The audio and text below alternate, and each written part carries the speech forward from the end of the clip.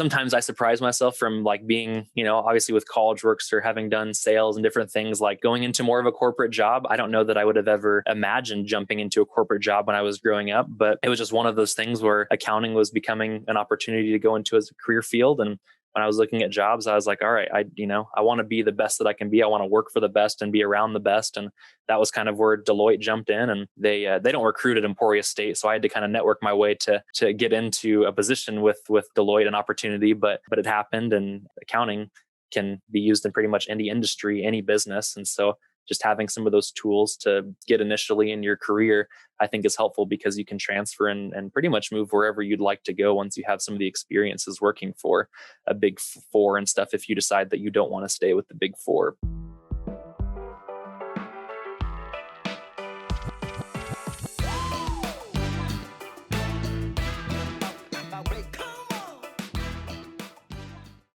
Welcome to the Edge of Excellence podcast. Today's guest is Payson Maydew.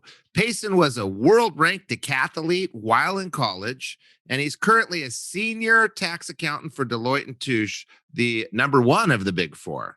Payson's going to talk about what is accounting, what skills you need for accounting, and in his definition of excellence, he's going to talk about all the adversity that he faced and how that made him even better. He echoes Mike Cato's comments on hanging around with people that lift you up. If you're looking to get in touch with Payson after the show, you can find him at LinkedIn, Payson Maydew, or at Maydew Gaming. We are very excited to talk to Payson today. Welcome to the show, Payson Maydew. And Payson, welcome to the Edge of Excellence podcast. How are you doing today?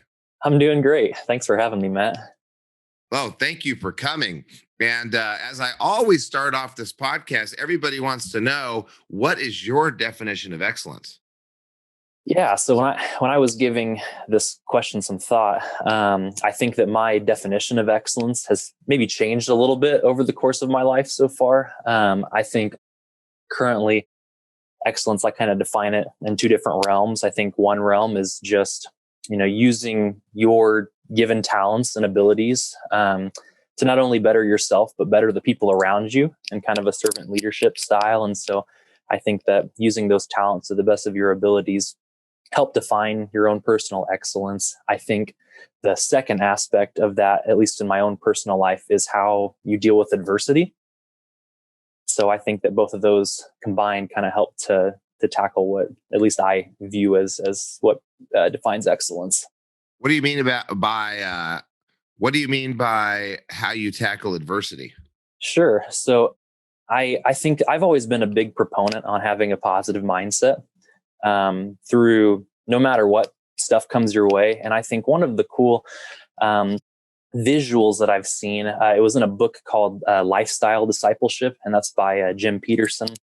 And he basically views it as there's two separate ways to, respond to adversity in your life. You can either flee from it or you can embrace it. And so I think that there's two questions that kind of boil down with both of those. So fleeing, I think that most of the time that's associated with, why is this thing happening to me? Versus on the embracing side, asking yourself, what can I learn from this challenge, this adversity that happened? And so I think that, a lot of times adversity can leave people with, anger, bitterness, doubt in themselves, being a victim. And so while those things can happen in general mourning of whatever adversity happens to you, I think that bouncing back from that and trying to figure out, what can I learn from this is big. And I think that also can help with your mental health as well. And so, taking that and going, what can I learn from this? What kind of faith can I put in to know that this happened for a reason? And bounding from there, and how that's going to shape your life and give you direction on what you're going to do next. Whether you're going to take that as a positive thing, whether or not it's a good, or it could be a very bad thing that happened, but just being able to bounce back from that and learn from it and let that, positively affect you going on.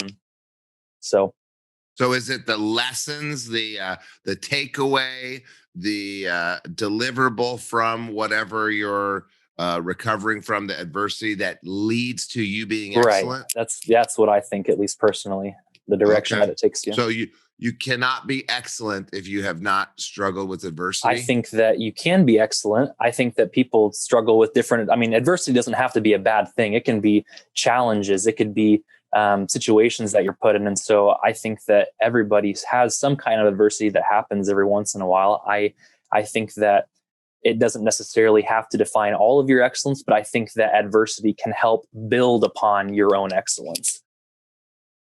Yeah, that's how you learn. And so it's your talents working towards bettering yourself, taking your adversity to work towards bettering yourself and bringing others up with you at the same time. Exactly. Yes. Okay, different than what we've heard before, but that's why I like to ask the question. Well, I'm going to take you back in time to before when you had that definition, and maybe take you back in time to before you were excellent. Now, I know currently you're a senior accountant for Deloitte and Touche. A lot of people want to get that job. A lot of people want to figure out what that job's all about. But before you get there, you got to run through high school. Sure. What was life like in high school for you? How'd you see yourself? How'd you find your path? Sure. So high school, I was always one. I love to be involved with lots of different things. I really enjoyed the social aspect of high school and making friends. And so I tried lots of different things. I mean, I was not only in sports. I was a 3-sport athlete. I did track, basketball, and football in high school. I did do some swimming competitively over the summers in high school as well. But I was also in a lot of other clubs like band, choir, National Honor Society. I was our student council president for our school. I did, some other fun stuff. I was in our theater. I did our theater productions, did some of they call it forensics. And so I did some like competitive poetry, acting, was in youth group. I did a lot of things in high school to kind of figure out, what I was good at, what kind of direction I wanted to go. And so for me, that was, trying a lot of different things, building lots of friendships and stuff. I was also active, in the church growing up. I led a band. We had our own rock band. We also had a worship band. It was fun. So, as I was going through as what I would view myself as, I mean, I don't know. I'm sure people thought I was a do-it-all and stuff growing up. It was. Yeah, it sounds like you were a do-it-all. I'm wondering what club or association you didn't. Sure. Yeah. It's hard to think back. I know there was some that I wasn't involved with, but it was just, balancing time. I enjoyed staying busy.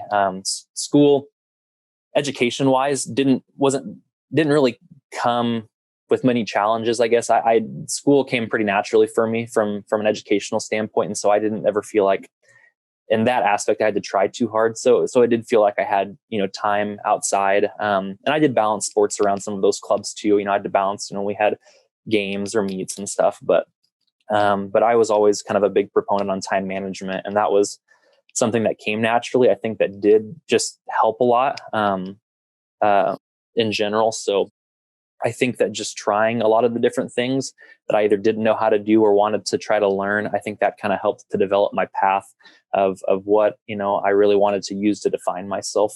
But my family my mom and dad were both Division I athletes. They played sports at Kansas State University. And so sports were always pretty much the biggest part of growing up. And so we did lots of traveling sports.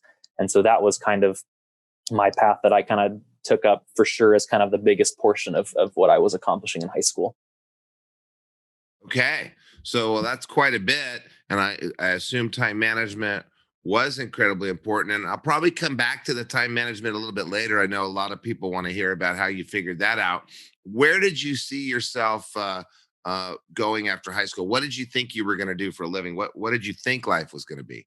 I knew in high school, I had my eyes set on doing sports in college. So that was kind of the first step that I wanted to do a collegiate sport. It didn't really happen until my senior year of high school that I wanted to go into track to do in college. But I always wanted to, my dad was always on me to, practice the sports that I was doing and, really try to be the best that I could be. And so, sports were always kind of the forefront of what I wanted to do next step out of high school. As far as careers, because I was pretty heavily involved in music and in our worship group and stuff, and in youth group, I always kind of had the idea of either potentially going into music business, or even worship arts and stuff. So that was kind of the first two things that kind of creeped into my mind as I was going through high school and stuff. But yeah, sports were, trying to be the best at that was kind of a big one. And what sport were you doing?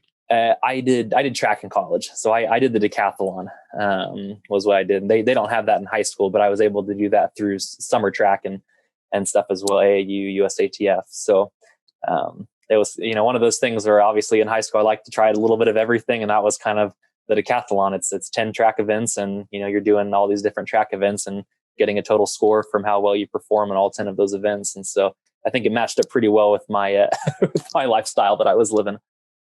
Yeah, I think it all makes sense now. I hear your high school life, and you belong to everything. And I remember when you worked at College Works, you were doing the decathlon. You were like a nationally ranked and very high ranked decathlete, I believe, looking to get into the Olympics. And you were in college, and you were doing a pretty tough internship, the College Works internship. So you had a lot on your plate. Let's get back to that time management. How were you able to, compete globally? And I believe you went to South America once too with the decathlon, didn't you? That was a goal. I just missed that meet. That was it was after my freshman year. We got a passport rushed and stuff to try to get ready, and my body was pretty destroyed from all the decathlons I had to do to kind of make it into the national championships and stuff, just learning that first year. So didn't quite make it, but was close. Isn't it funny how your memory works? Go with the old guy memory. Yeah, I remember you went to that Pan American Games in South America. Yes, I did, Matt. Yes, I did. Congratulations on your gold too. So how were you able to compete globally in the decathlon, to get an accounting degree? It's not like you got an easy degree, to work at College Works. How were you able to manage your time and do all that stuff while you were in college? Sure.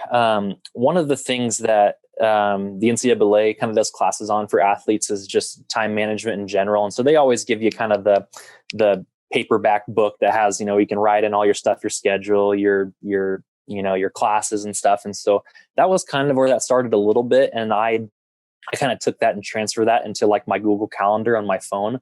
And that was huge.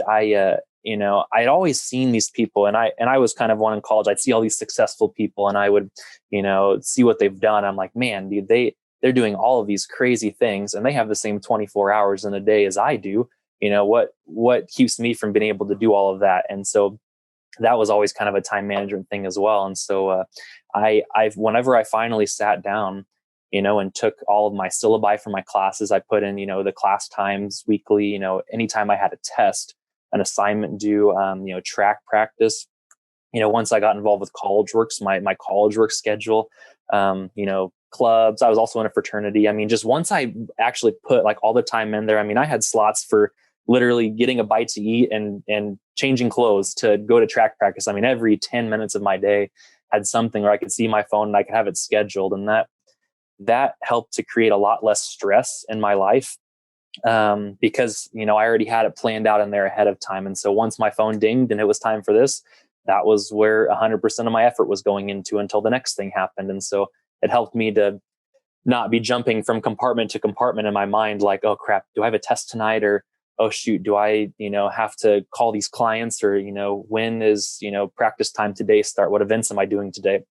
And it was all pre-planned in there. And so I had a lot less worry and then stress just because of that. And so I think that was one of the biggest things that helped me to be able to do so much, versus, maybe your typical college student that, is so focused on classes and maybe some social aspects, but don't think they have time for anything else. Like when you put it in paper and you see all these gaps in your schedule all day long, like, holy crap, there's so much time in a day to do stuff. Like even if you're doing a college sport or something else. So I think that was the biggest thing that really helped me out to be successful in, the things I was doing. Yeah, one of our podcasts is on just time management, and in it I talk about you got to commit. You just got to give it up. You're not so cool anymore that you're going to be spontaneous all the time. Sure. You've got to be dorky and write it down. And if you're dorky and you write it down, you're actually cooler because you get to do more stuff. Exactly. So every 10 minutes is a bit extreme. I recommend every 30 minutes, but hey, I wasn't doing a global sport and traveling all over the place and doing college works and had another job and, right? Um, wow. All right. So you wanted to go into sports or the music business. And interesting, you could be an accountant in sports. You could be the accountant for a team or for a league. You could be an accountant in the music business for a recording company, for a distribution company, for a musician. But you are not an accountant in any of those in either of those industries. Well, maybe you are. You work for one of the biggest, one of the big four. What rank is Deloitte in the accounting world? I believe they're number one right Oh, now, still you work globally. for the number one accounting firm in the world. Do you ever interact with the sports businesses or music in your accounting? I don't actually. I have some friends that do work on some sports teams, but yeah, we don't obviously don't do anything with any sports in Kansas City. And so I have some Chicago friends that will help with like some of the Chicago teams, but no, nothing music or sports related so far. All right, so you're heading into the sports business, you're heading into the music business, you take a detour into the accounting business. Why don't we talk real quick about exactly what you do? Investment banking, people don't really understand. When people talk about real estate, they talk about residential. They don't understand all the other elements of real estate. So maybe on a daily basis, briefly, what does a big four accountant do? What are your daily, jobs? What skills are needed? Sure.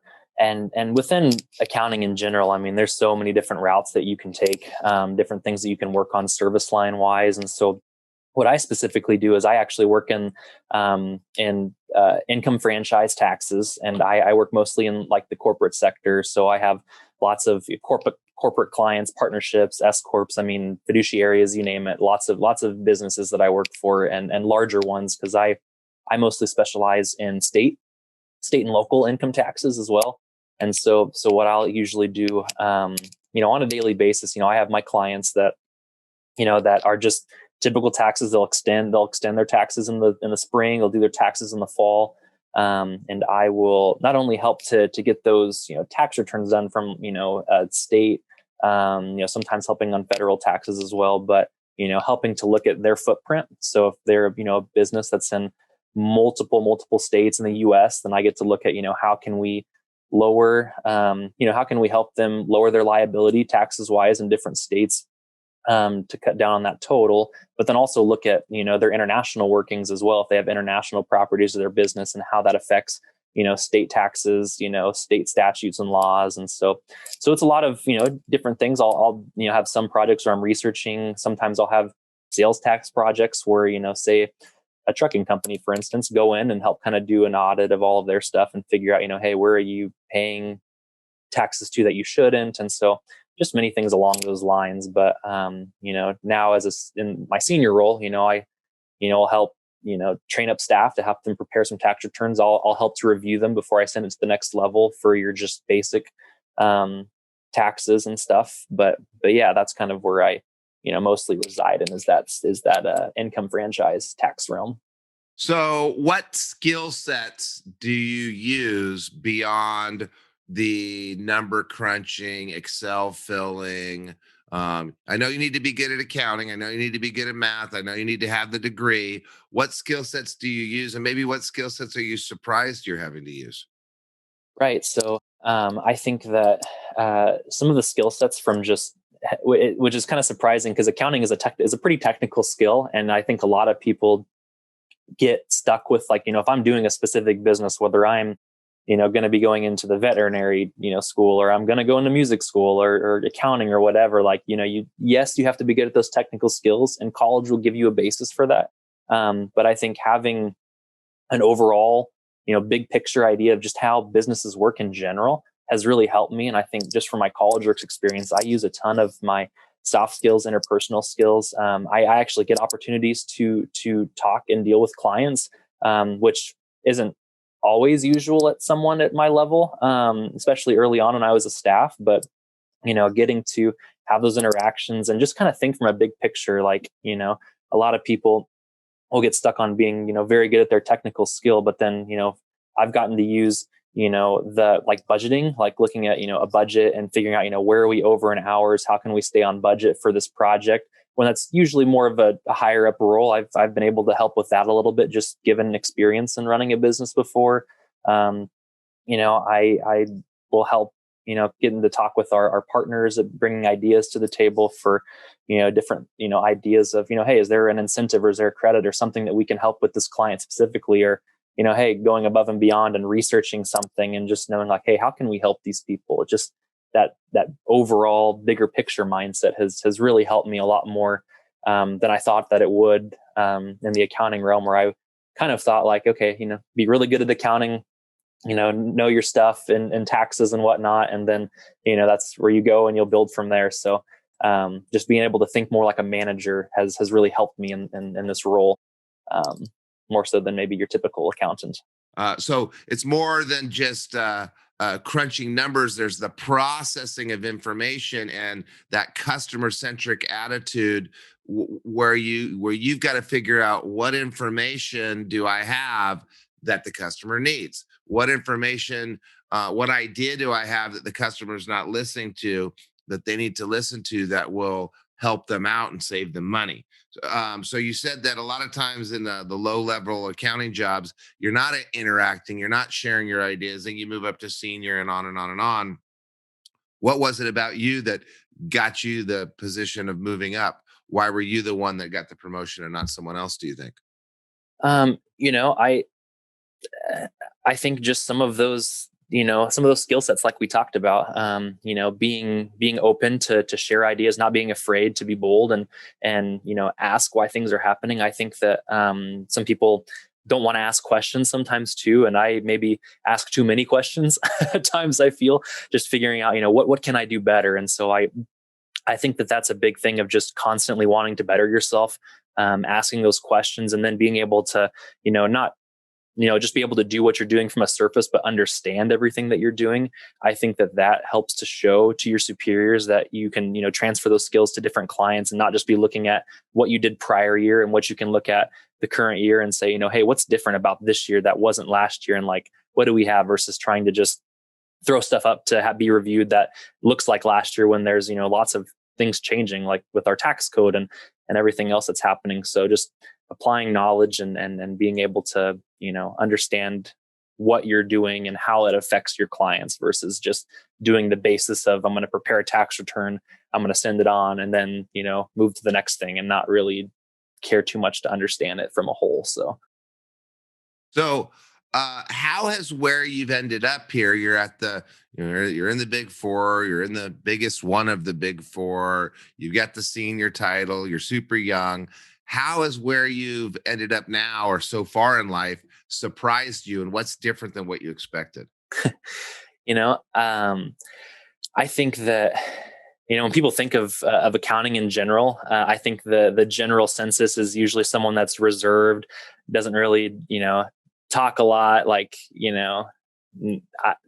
there's plenty of stereotypes out there. And so I think that sometimes I surprise myself from like being, obviously with college works or having done sales and different things, like going into more of a corporate job. I don't know that I would have ever imagined jumping into a corporate job when I was growing up, but it was just one of those things where accounting was becoming an opportunity to go into as a career field. And when I was looking at jobs, I was like, all right, I want to be the best that I can be. I want to work for the best and be around the best. And that was kind of where Deloitte jumped in, and they don't recruit at Emporia State. So I had to kind of network my way to get into a position with Deloitte, an opportunity, but it happened. And so, yeah, so corporate job, like I said, I don't think that I ever imagined that happening, but I think it's provided a lot of open doors for other opportunities for jobs as well.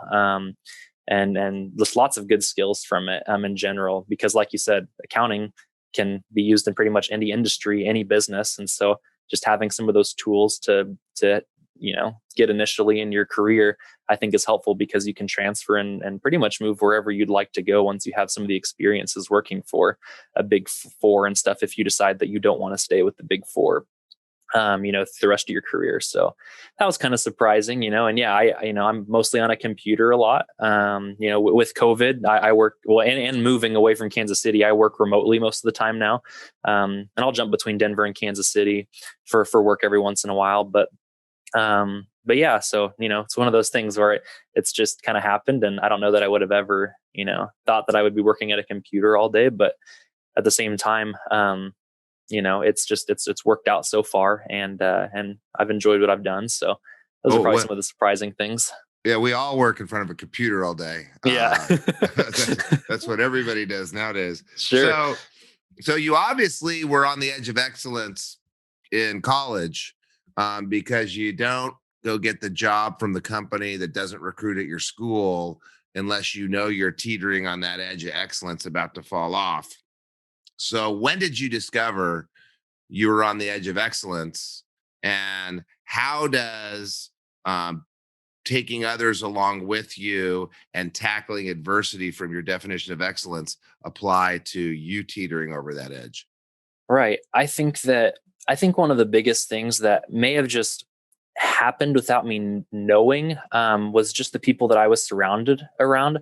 I think that, a lot of people become a product of their environment. And so just being around, high level athletes that really want to be better, a great coaching staff at Emporia State. I think just from the sports career, I had a lot of people that really wanted to be excellent in their sport.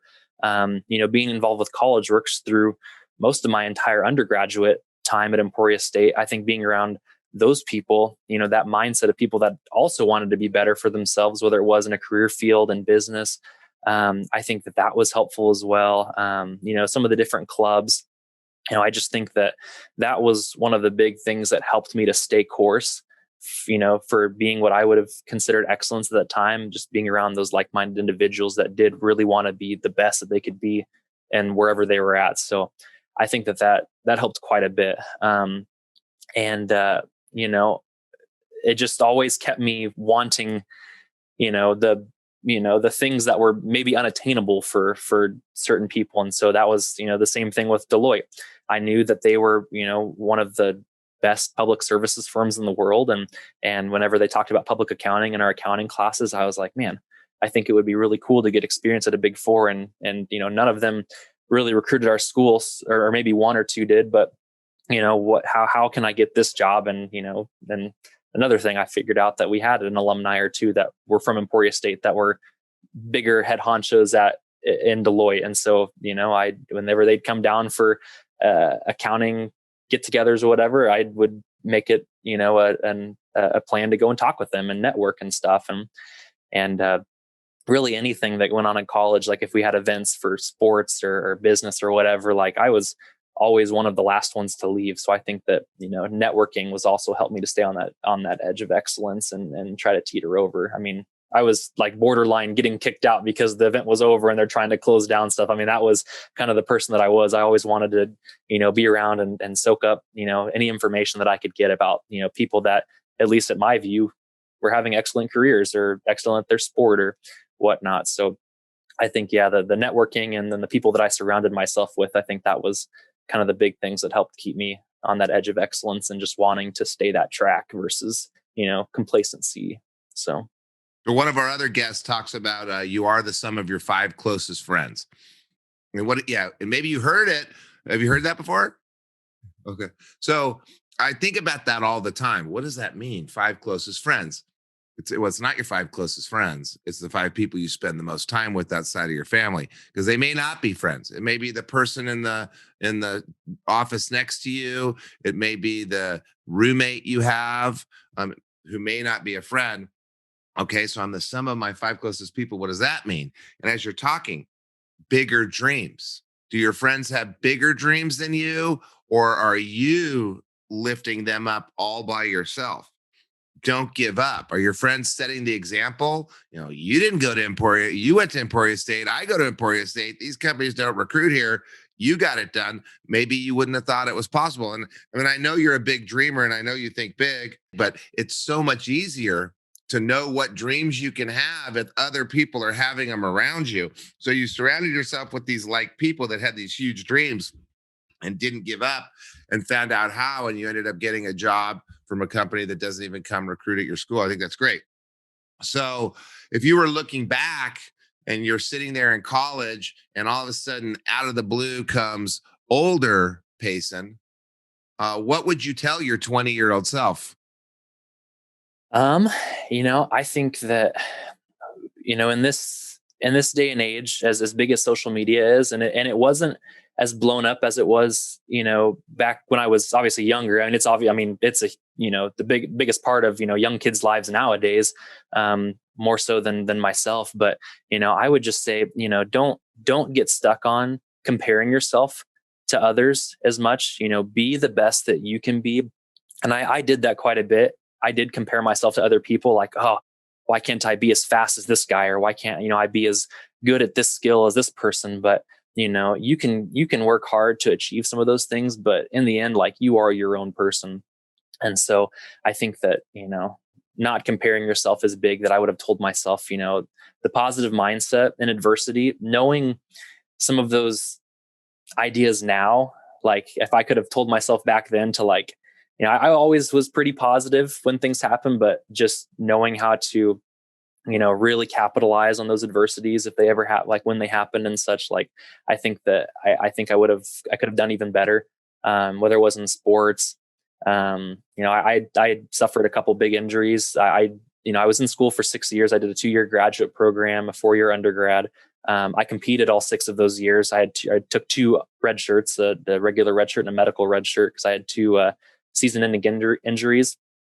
And I was, after those injuries happened, I mean, I was, I wouldn't lie, I was depressed. I was, sad that happened, and that really took a toll on my, athletic career. And I didn't, I think that I could have done a better job of bouncing back from that. I had a foot surgery and like a hip abdomen surgery. And so, which happened back-to-back years. So my 6th year that I was in school was when, I did my last year of the decathlon, which just didn't amount to a ton. I just didn't quite get back to, where I was before. And so, I think that knowing some of those skills, I would have maybe taken a different route, like how to, get myself through mentally through that, and just, being the best that I can be. But, I think that maybe the last thing is, from a social media standpoint, that's, being careful of what you put on social media. Everybody's watching.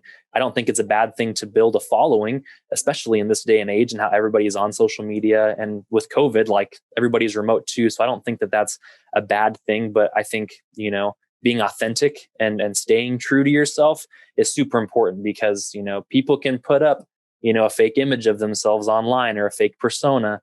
And then they decide that that's kind of how they want to try to live themselves, and that's not truly them. And I think that can also take a big toll on your mental health.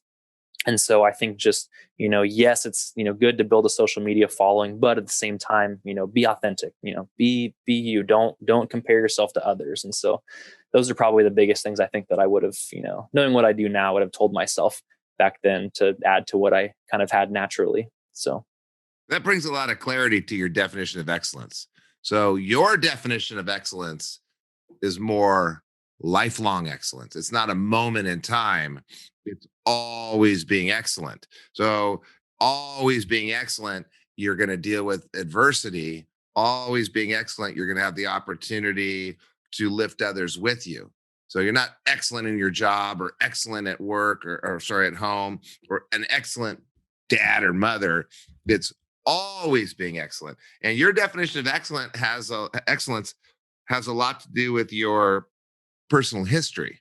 So the how you tackle adversity now makes sense, because if it's lifelong excellence, if it's always being excellent, then everything that happens throughout life is not going to be great, and you're going to have to tackle adversity. And so obviously some of your decathlon experience has affected you, right? You could tell the 2 red shirts. Would you take it back? Would you take the injury back? Or are you glad you had the injury and almost lost your sport? I mean, I you can't change the past. So I think that, I think that it's taught me a lot of things on moving forward. You always have that idea in the back of your head, like, oh man, well, what would it have been like to not get injured? But, I think that, the path that I've taken so far in life, and having, a beautiful wife, having a beautiful baby, like being where we're at, close to family. I have a lot of blessings now where I'm at in life. And so, I don't think that I would go back and change anything, or, because, I want to continue to be excellent in the aspects of my life, be a better husband, like you said, be a better father, be good at my job. And so, it's just, not necessarily focusing too much on what I could change, but just how to keep moving forward and staying in the present. Eventually, I got to the point where I looked at adversity not as adversity. I would just realize, okay, this is the next thing to learn from. And a lot of my Eastern philosophy, the Vedanta books I read, the books on the Dalai Lama, I'm sure a lot of the Western philosophy and religious books I've read and you've read have really helped. But you don't know what good is unless you experience bad. Right. And at the Exactly. time, and I remember it's been a long time, there was some sort of a injury that happened that took you out for the whole year and you thought was going to take you out for your whole career, right? Yeah, that was the big foot surgery I had. Yeah. And at the time, did you know that that was an awesome thing for you in the long run, or was it not feeling that way? No, it was definitely not feeling that way. I questioned a lot of things when I was at that point in my life. I didn't know how I was going to move forward. I didn't know if I was going to get my, career, my getting to compete in athletics again. I just, there's a lot of uncertainty. So no, yeah, it was not an easy time. Yeah, the Lord works in mysterious ways. So Yes, he does. you're a better man because of breaking your foot and losing your track career for a moment. I know you came back. You're a better man for all the horrible things that have happened. And if those things hadn't happened, you don't think you would be excellent, maybe not even an excellent accountant. Life would be different. I don't know where excellence, and the strive to be excellent would take me from that point, if that would have changed. But, yeah, I think that it did help me to come to see a lot of things, after that happened, as well. And then, yeah, one of the biggest things that I got involved with too after my collegiate career when I moved to Kansas City, was a group called Christian Businessmen's Connection. And so they're kind of a big U.S. kind of company, and they just have Bible studies with faith, like-minded faith Christian businessmen and stuff. And so it was kind of a cool thing to help to see some of those things, because I still wouldn't say that I was where I was at, right after college, like just, always striving to be excellent. Cause I had a lot of questions, about career and about, my loss of the track time and stuff. But I just think that from that point on and moving forward and just being a little bit more deeper in my faith, just understanding that yeah, everything does happen for a reason. There's something to learn from everything. There's hope that things, will get better. And that's kind of, how it really helped me to continue to position myself better as I continued life. And it seems like a lot of people I talk to, including you, they keep dumping more on their plate and keep pushing themselves more. And you dump more on your plate, you get more success, you get more adversity, you get more experience. And according to your definition, you get closer to excellence.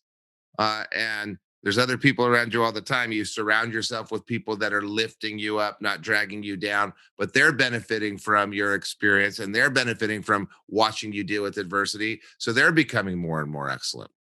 Interesting, interesting.